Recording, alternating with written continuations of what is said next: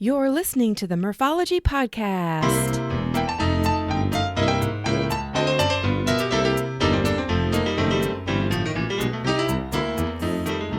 Thanks for tuning in to the Morphology Podcast, aka Murph here, to share interviews about biking experiences from cyclists who have pedaled to places all over. Each week we will get to know new people and explore new destinations to ride your bike. As you listen to these adventures, you may wonder, why haven't I done that yet? On this episode, meet Whitney Washington. She is a filmmaker intrigued by human-powered travel and had a dream to go on a long-distance bike tour. So she dusted off her childhood mountain bike and said to herself, what am I capable of? And guess what? She hopped on that bike in Washington, D.C. and is currently about halfway across the U.S. She's loosely following the Great American Rail Trail, and I think you'll find her story inspiring. I sure did. And hey, if you haven't yet, please subscribe to this podcast and give it a thumbs up if it's deserving. It helps me out a lot. Also, a quick shout out to Simmons Electric, our newest sponsor. Simmons Electric is a huge supporter of Iowa bike trails. Thanks, Mike and everyone at Simmons Electric for supporting the podcast and for supporting bikes. Okay, here is Whitney to talk about her transformative journey and the strength she has gained with every pedal stroke. Okay, well, on the show today is Whitney. Hey, Whitney. Hello. How are you doing today? I'm doing all right. Good. A bit Well, tired. You're what? A bit tired. Yeah. Well, and you have the right to be. So, listeners, if you don't know who Whitney is, she is in the middle of biking all across the United States.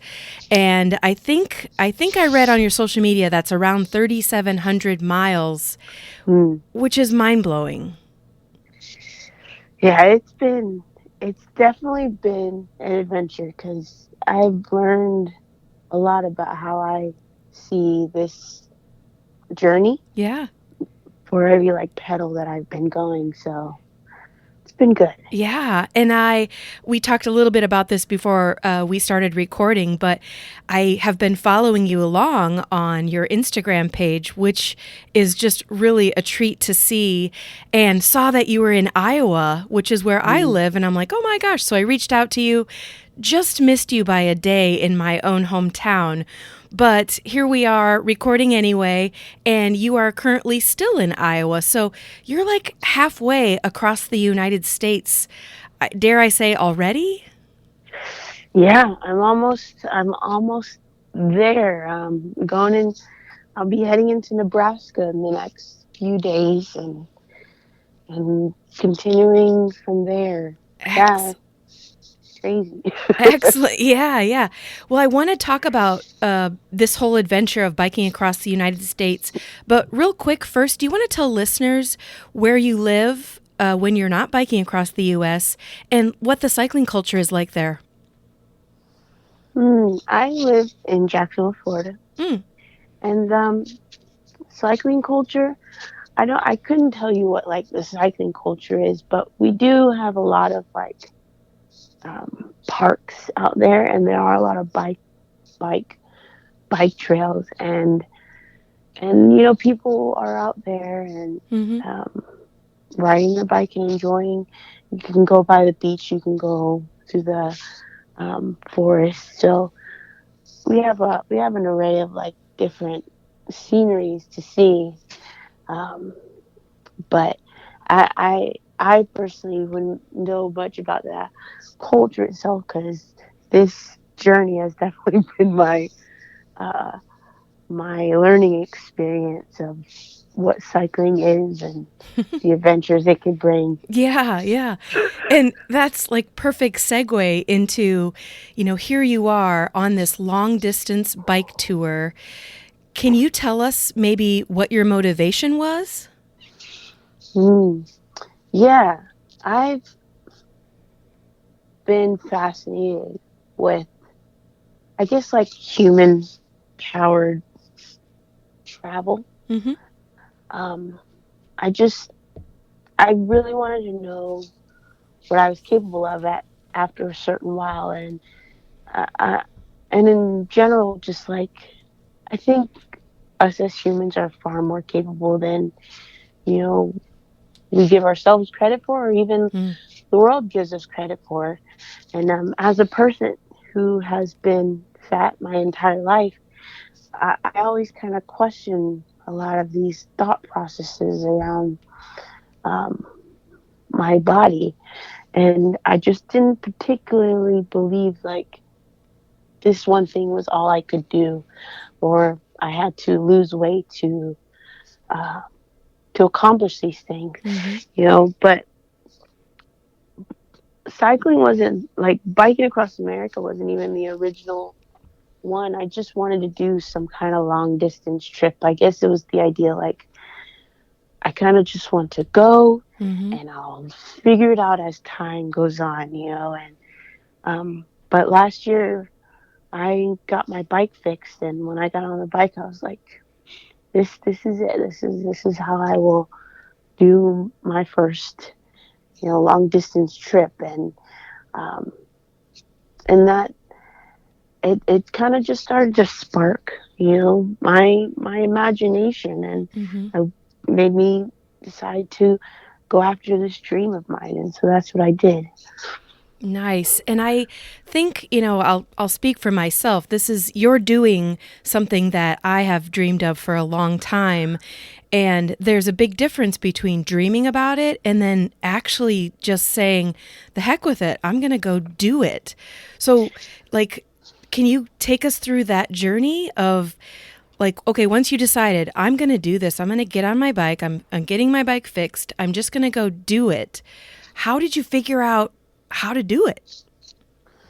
Right. I think one of the biggest steps that I had to do was commit to it. Yeah. Once I said yes, it kind of, this might sound, I don't know if the word's cliche, but it really kind of just fell into place, Mm. where like the information and um, the gear and everything like that. Like, I am a filmmaker, and so I'm fascinated by stories. And one of the biggest things, I was just always consuming the stories of other people's adventures, and so I would. I was obviously collecting the information of different types of gear that I could possibly need when I'd watch other people's videos, and um, even to the idea of just like if it was the most basic gear, because everything else might have been expensive, So Mm-hmm. I was learning about that as I was watching these stories. And so when I finally did commit, it was just about putting all of that information that I've been collecting together and being like, okay, so we're just going to start basic. We're going to get ourselves to the trail and we'll figure it out from there. We got the Mm. panniers, we got the tools that we needed to camp. I had my sections um, sectioned out to make sure I had at least the basics to make sure Mm-hmm. I would succeed, because beyond a shadow of a doubt, I knew I was going to make it to Washington. I just needed to figure out how to get there. So Mm-hmm. that was what I did. Yeah. And do you recall that first day, like how you felt or what you thought about, or if like just how that first day went? When I got on trail, Yeah, when you're very first were like, all right, this is happening. oh, I remember that vividly because I realized, it's funny because my parents, they dropped me off at the Amtrak station the day before. It was the 14th, and my dad was just like, you have a lot of stuff. This is very heavy, and I was like, it's not that heavy. This is exactly what I need. I made sure and everything. I rode my bike with it and everything. And then I got to Washington, D.C., and I realized my bike was just unrideable because it was So so heavy. heavy. And I was like, oh my God. And and now I'm in Washington, D.C., it's morning time. And and it's the first time in a long time because I was inside for the entirety of lockdown. So this is the first time in a long time I'd been out there, and Oh, I was yeah. just so overwhelmed because there was a lot of people in DC, and and then I had to get to the trail, and at the time I was like 19 miles. I can do 19 miles to the trail. Now again, when I was at the Amtrak, my bike was unrideable, so I'm pushing my bike through Washington D.C. Mm. And I got to the other side. I think I got it like maybe 10 miles or something, pushing my bike. Eventually, I called a Lyft, and I got the most amazing Lyft driver who helped me get his my bike in his hatchback. We figured out how to get it in there, and Wow. he brought me to the campsite, and yeah, I went from there. And that day, that night, it was the first night I was at camp, and there was a thunderstorm. The squirrel ate through my food bag, Oh. like just everything, But I think at the end of the day, it was like I was out there, so it wasn't as bad as it like I could have felt like it was. It was just like I was out there, and yeah, that first day was definitely very memorable. Well, and we already know the answer, but obviously you got up that next morning and were like, I'm moving forward. I'm not going backwards. So you kept going. I did, and interestingly enough, I didn't get very far. I I didn't have enough water that first day, Mm. so I ran out of water, and I was like five. Oh no, because in the beginning of this, the campsites are a lot more spread out. So um, it was a long time before I could get to the next well. And yeah, I ran out of water. It was a very hot day. Mm. But luckily, these people who were hiking that day on the CNO, they saw me and they saw that I was dehydrated. And they gave me some water. And the guy, the husband, he was holding my bike while I was drinking water. And he's like, this is heavy. Like he realized it was insanely heavy. Um, Luckily, they actually took me home with them, Mm. and I was able to sort all of my stuff. I sent pretty much a majority of my stuff home, and they brought me back to trail the 19th of June, and that's when I tell people I actually started, because that's when I really started, because from there I kept going. Hmm. So yeah. Wow. And just, hearing you've already told a couple stories about some really good Samaritans and just people out there that are being helpful. And I want you to tell the story about your bicycle. What you started with as far as gear and bike is different from what you are using now. And do you want to tell Yeah. that story? A quick interruption to tell you this week's podcast is sponsored by Lizard Lips Lip Balm. These great lip balms contain natural ingredients, come in a variety of flavors, and you can choose certified organic or balms with sun protection. Check it out at lizardlips.net. Now back to the show. Sure. So um my first bike that I so I had there's three bikes on this trip. The very first bike was my childhood bike. It was a Jeep mountain bike. And by its, I think it was steel. I think that's what it was. And Mm-hmm. by itself, it was already a very heavy bike. Mm. And plus, I was too short for it, so it was an uncomfortable bike. And I got pretty far with it. I got to about Hagerstown. I think Hagerstown is West Virginia, or could be still Maryland. And I ended up staying at a hotel, and there's a Dick's Sporting Goods, and I ended up buying a new bike and Mm. giving away my old bike to a kid. And then I started off with a new bike, and it was a Schwinn hybrid mountain bike. In the hotel room, I put all the stuff that was on my old bike on the new one, the back rack, the front rack, everything. Wow. And I went along with my journey from there. Um, and when I ended the Gap, the Great Allegheny Passage, I ended up in Pittsburgh. And at my warm showers before I went to sleep, I got a text message from someone from the Rails to Trails organization. And he's like, so our board member wants to upgrade your bike. Um, he wants to give you a brand new bike and some Wow. gear to help you continue with your journey. He's been watching your story, and he's been inspired to um, help you out. And I was like, Wow. wow. Wow.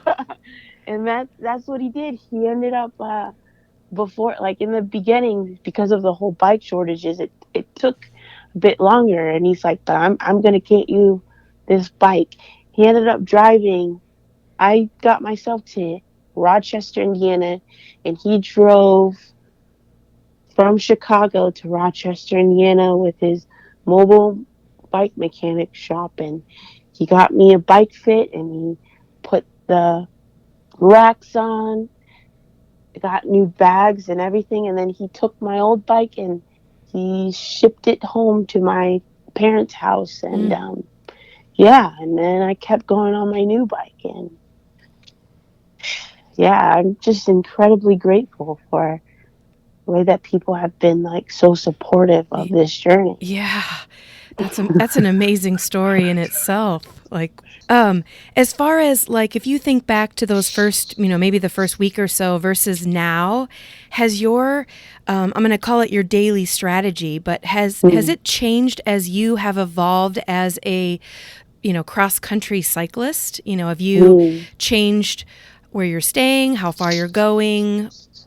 Yeah, it definitely shifts depending on where I am and what I'm doing. Um, like for example, being here in Iowa, I the Iowa hills have been, they've been testing me, and I realized, I had to be very realistic. And so like one of the days I was gonna like, what I would do is I would try to like up my mileage, Mm-hmm. be like, okay, so 40 has been my max. I'd like to attempt 50. And there was a day that I was going to attempt 50 miles, and it was the worst day to do that because it was hot, it was humid, and there was just a whole lot of hills. And I ended up, I definitely ended up overheating, but luckily, and like the right people seem to always come along Mm. when I need them, because a nurse who was a cyclist, she saw me on the hills struggling, and picked me up, got me water, and helped me get to the hotel I was heading to. Wow. And so I had to like make sure I was paying attention. Like here in this terrain, I need to be realistic and go 30 miles, 40 miles, and that's what I had to learn over time. Mm-hmm. Like being realistic with what I can do at the time, and being able to push a little bit forward when I know it's okay to do so, Mm-hmm. and I don't think I really grasped the idea of like the Iowa hills until that day. And so um, my strategy definitely shifts depending on like what is going on. Yeah. And it really doesn't even matter your fitness level at that point because like you Yeah, said, if it's hot and humid and you're out of the basics like water or food and you have to deal with hills, it really doesn't matter how strong you are. I mean, it's just you got to yeah, listen to your body. So, you do. And I think things can be like there's just so many different um, variables that can shift, because like here in Iowa, Google could send you on a gravel road, and now you're on a gravel road for 10 miles that is still hilly, Mm. and that can suck up so much energy. Mm-hmm. Or if there's like no trees and you're just in the beating sun, or like one of the things was like when shoulders disappear, and then like if you're not like the most strongest cyclist on the side of the road, now your anxiety goes up, Yeah. and all these different things shift. And so you have to like pay attention to yourself, be very aware of yourself so that Mm-hmm. you can make sure you get to where you need to go. Mm-hmm. And yeah, so it doesn't necessarily have to just only be your physical strength. Um, you have to listen to your entire self. Mm-hmm. And for the most part, I'm assuming it's just you and the world. It's not like you are Hmm. with a pack of cycling friends going across the United States. Yeah, It's you and your thoughts. exactly. Wow. Do you want to share with us maybe a few favorite moments as far as, have you have a memory of a favorite place as far as scenery or wildlife or just a town you really enjoyed? Mm. I think some of my favorite moments is probably rolling into small towns and like meeting like random people. Mm. There is a town in Indiana. Uh, I had rolled into. Um, I was doing a 40-mile day, and my stomach started to hurt. I was getting cramps, and so I rolled into this town, and I kind of just sat at the park. And eventually, this lady came up in her truck, and she's like, she was checking on me to make sure I was okay, Mm. and then she's like, okay, well, the bathroom's over there. Make sure you're okay, and if you need anything, this is my number. I'm the town uh, ventriloquist. Oh. And I was like, I was like, ah, ventriloquist, and I was like, I've heard that word before, but what is that again? And she's like, yeah, with puppets. I got all sorts of puppets, Oh my and I was like, huh. And there's this part of me that was just like really curious, like I really wanted to see this, But it but also makes me think it's like a scene in a horror movie. Like, come to my yeah, basement and see my ventriloquist. yeah, it's interesting because I do realize I definitely can be very open, Mm-hmm. and so like you would be like, yeah, that sounds like a scene in a horror movie. Me, I'm just like, I want to see a ventriloquist in action. you know. But she like eventually drove off, and then she came back to make sure, and she ended up buying me lunch, Oh wow. and then she had brought me to her house, and that's when she had let me see the puppets, and just watching her do the puppet, I was like, wow. I mean, she's like really good. Yeah. You know, like what you assume, and she like tours around the country doing shows, and she goes to like ventriloquist events and stuff like that. It was Wow. just very fascinating. And then I just like went on my way, and I think that's one of the most interesting things. Like a lot of these small towns are just so colorful with like Mm-hmm. people who are just living their everyday lives, and you just randomly come across a ventriloquist, and then you just keep going, and Yeah. yeah, that was Wow. definitely one of the fun parts. Yeah. Wow. And now she has a story about you. I met Oh this yeah, woman who was biking across the United States and helped her out, and so it's both ways. That's pretty cool. exactly. Yeah. Anything beat you up as far as, well, we already talked about hills and some humidity, but anything that is memorable that kind of almost changed your mind? Probably the CNO. Mm. The CNO trail definitely. I recently really like sat down and thought about it. At first, I was like, I don't think the CNO is a good trail for beginners. But thinking about it now, CNO definitely can get you ready to do the rest of America. Like if you're gonna do like the Great American Rail Trail, like Mm-hmm. it does very much help you get ready because like um, one, it does have the camping spots every few, like I think it starts from 10 miles and then it goes down to like every 4 to 8 miles or something, and so it lets you get acclimated with doing longer miles over time. But then you there if you're like a slow person like I was, there will most likely be like problem solving that you're gonna have to figure out. Sure. Getting over the down trees. How are you gonna get through this mud? How um, are you gonna stay at this campsite even though it doesn't have water and you might not have enough water? Right? It makes you think very critically. But I also think it helped me get through a lot of the mental things. Because in the beginning, like I'm pretty sure on the CNO, I wanted to quit several times because, like, one, you'd feel very lonely because it is a green tunnel. Mm. And so, like, you're by yourself for the longest time. And I'm like, I don't like this. Mm-hmm. But it makes you, like, depending on, like, the person, for me at least, it made me really think deeply about, like, am I going to give up? Mm. Am I going to keep going? Like every single day I was going through that cycle, and there was many times where I'm like, okay, I think I'm just gonna get off the trail and get a ride to the Gap or something. Um, but I didn't.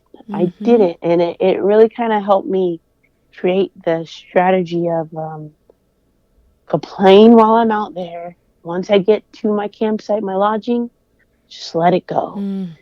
and allow myself to enjoy the fact that I'm alive and I've made it and I'm existing and all those different small things, and that helped a lot because I did finish the CNO, and I did Mm-hmm. finish the Gap, and yeah, I definitely think that the CNO was definitely very hard, and it might have also been too because it was the very first thing out of the gate, Mm-hmm. it was my first experience, so Mm-hmm. yeah, it beat me up a lot, but it did help me grow considerably quickly to continue into Ohio on the Yeah. roads and whatnot.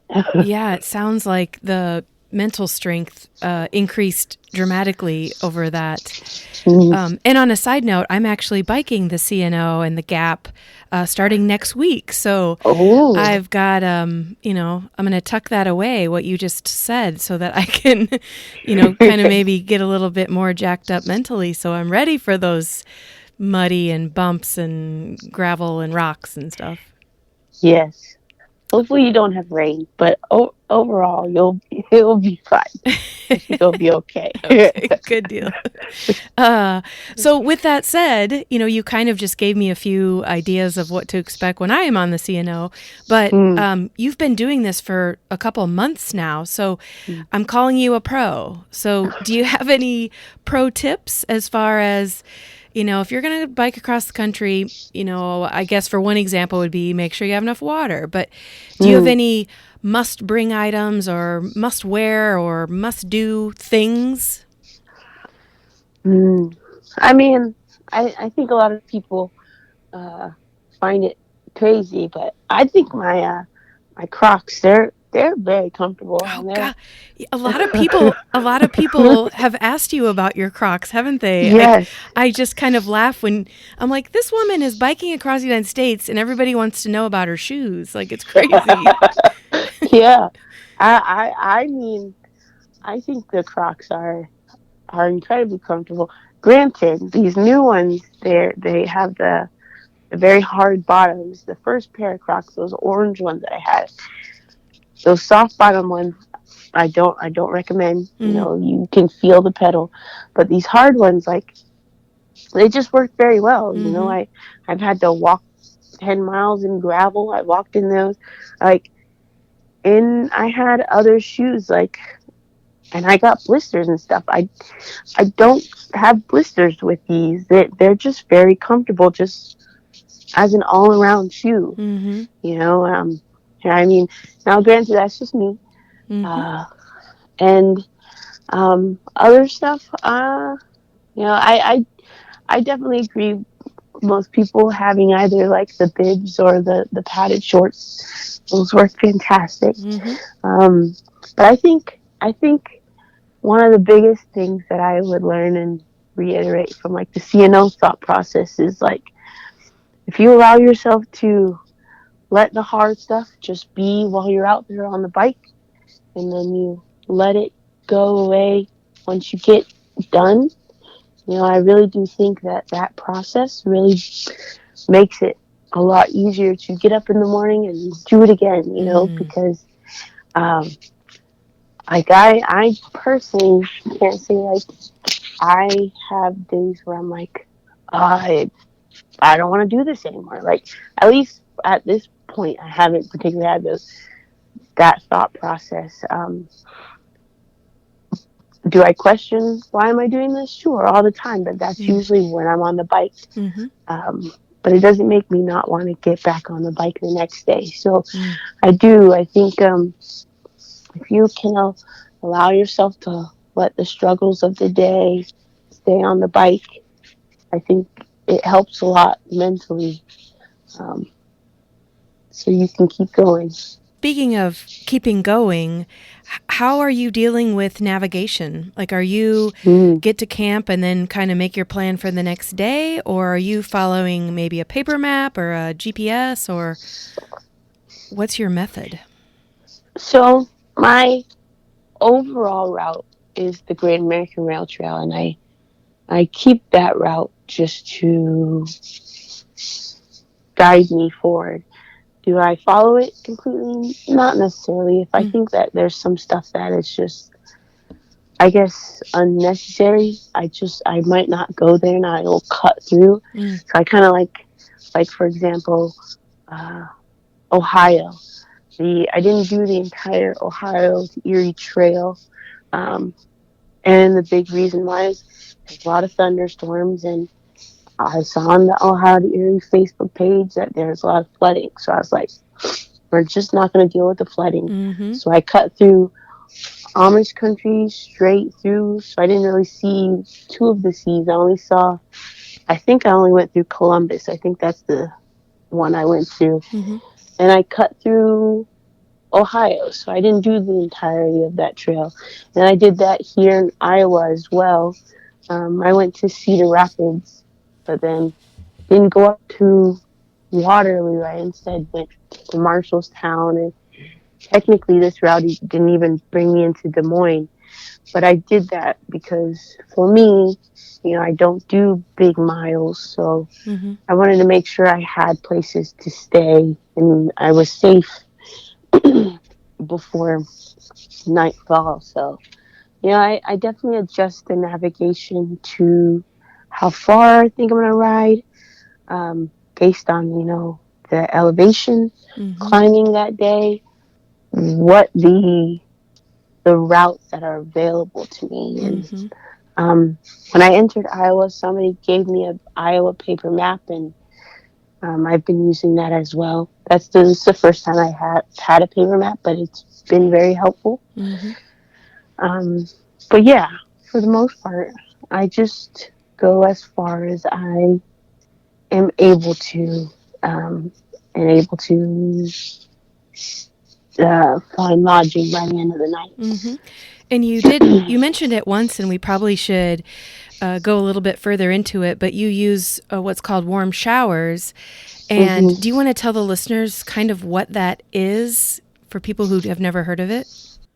A quick interruption to give a shout out to Primal Wear. Cycling is their passion and apparel is their craft. So if you're in the market for a new jersey, bibs, mask, or any cycling apparel, go to primalwear.com and use code PRIMALMURPH to get 20% off your purchase. Yes, 20% off.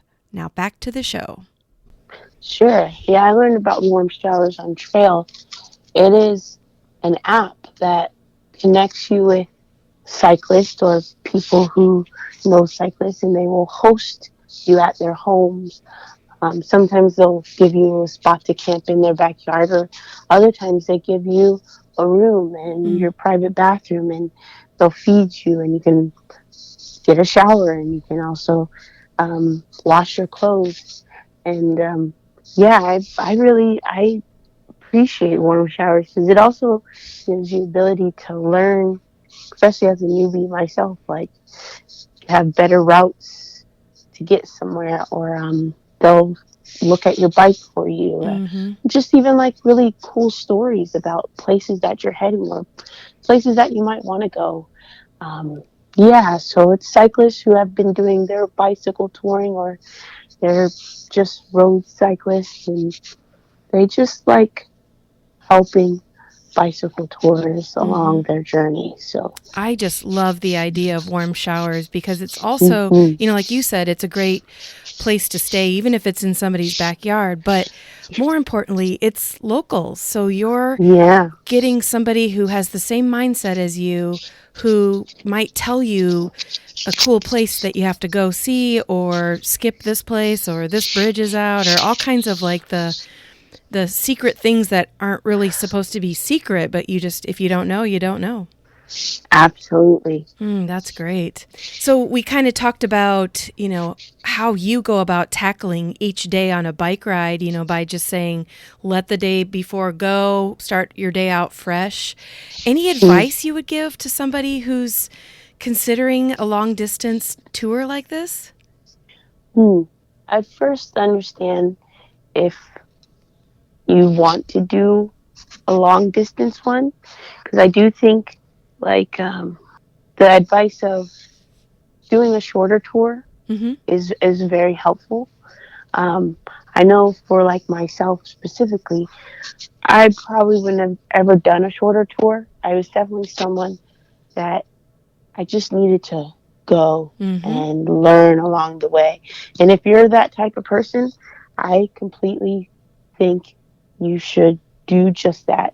Give yourself, like, find the trail or the route that gives you the ability to learn in your best way. Mm-hmm. The For me, obviously, doing trails was this rail trail was best for me because the CNO had all the camping spots, so I could go 5 miles a day in the beginning and Mm-hmm. grow as I needed to. But if you're someone who thinks you can do longer, find your best trail that fits you Mm. and just allow yourself to go. I do think that is one of the biggest things that I've learned on this trip is you have to let yourself do you. Like, Mm-hmm. don't let somebody try to tell you how your journey's supposed to work. You need to allow your journey to be specifically yours. Mm-hmm. Um, and that's what will make it enjoyable. So, Wow. That's awesome. And then how would you, like, I don't even know if you have thought about this much because you're in the middle of this tour, but do you feel like, you've gained confidence and strength about just cycling and about being, out on your own by yourself? Just have you feel like you've seen a change in your own psyche? oh yeah, oh Yeah. 100%, yes. Before I was definitely very scared and very very jumpy and very closed off, and you know, and I also wasn't very good at paying attention to myself. And when you're cycling, when you're out there, you eventually have to pay attention to yourself. Uh, if you want to make sure you don't get hurt, and you want to make sure that you're more efficient, all those Mm-hmm. different things. And as I saw myself grow, I was like, wow, I can lift myself up onto my seat, and I can uh, lean the bike to turn, and Mm-hmm. all the little things that I wasn't doing in the beginning, I was seeing myself do because I was becoming stronger and I was becoming more aware. Mm-hmm. Um, so yeah, I've definitely seen myself grow, and now, unlike when I was on the CNO, I'm completely okay with being alone.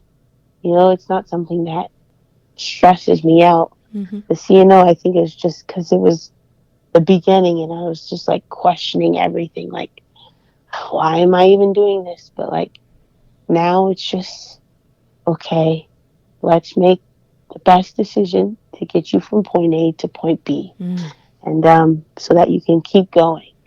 And yeah, that's just what it's been.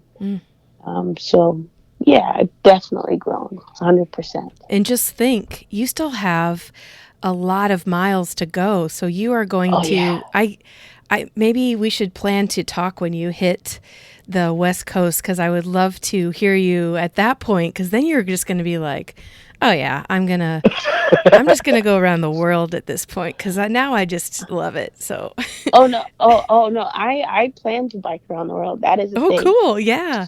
Yeah. Oh, Even though I've been out here, that was something that I wanted to do before I started this, and being out here has not deterred that dream one bit. Um, I'm gonna bike around the world 100%. awesome. Well, okay, so in the meantime, is there a place? I know there is a place, but can you tell the listeners where they can follow you along on this adventure? Sure. Instagram.com/recapturing life, and then Facebook.com/recapturing life FB. Both of those I update as often as possible with the stories of the road.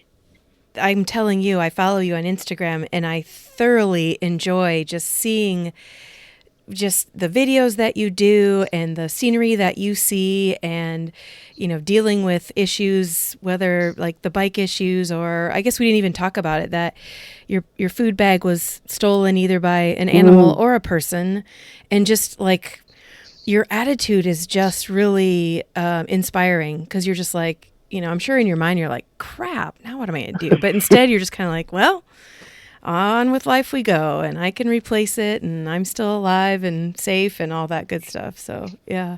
Yeah, that's the biggest thing. You just have to allow yourself to understand that you just keep going. Like, it's okay. You just keep going, and you'll be able to replace it tenfold later. So, Yeah, yeah. Well, before we go, anything that you want to kind of give a shout out to, whether it's, we talked about your Instagram and your Facebook page, but any gear or nonprofits or websites that you want to share? I mean, I'll definitely give a shout out to Wheel and Sprocket, the bike shop that gave me the new bike. Oh, yeah. I very much appreciate how they went above and beyond to upgrade my bike and to even send my old bike home.